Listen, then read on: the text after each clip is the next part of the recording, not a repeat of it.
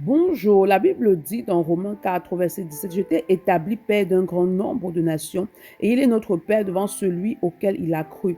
Dieu qui donne la vie aux hommes et qui appelle les choses qui ne sont point comme si elles étaient. Lorsqu'on dit que le Seigneur donne la vie justement à ce qui est mort, lorsqu'on parle de ce qui est mort, dans ta vie, la mort peut toucher ton travail, ça peut toucher ton mariage, ça peut toucher justement tes enfants, ça peut toucher en fait, quand on parle de mort, c'est tous les aspects de ta vie dans lesquels le Seigneur ne règne pas encore, tous les aspects de ta vie dans lesquels justement l'ennemi est encore en train de te manipuler. Mais le Seigneur est celui qui redonne vie à ce qui est desséché et mort en toi. Il redonne vie justement à ton travail. Tu sors du chômage. Il redonne vie justement à tes entrailles, afin que tu puisses concevoir. Il redonne vie justement à tous les aspects dans lesquels l'ennemi voulait justement détruire dans ta vie. L'Éternel est là. Il est le Dieu qui accorde la vie parfaitement. Mais ce qu'il attend de toi, c'est que tu puisses demeurer connecté à lui, que tu puisses demeurer attaché à lui, parce que lorsque tu pêches, tu te déconnectes en fait, tu sors de la couverture spirituelle de l'Éternel et tu laisses l'ennemi justement avoir une influence sur ta vie. Mais lorsque tu persévères dans une vie de consécration, de sanctification,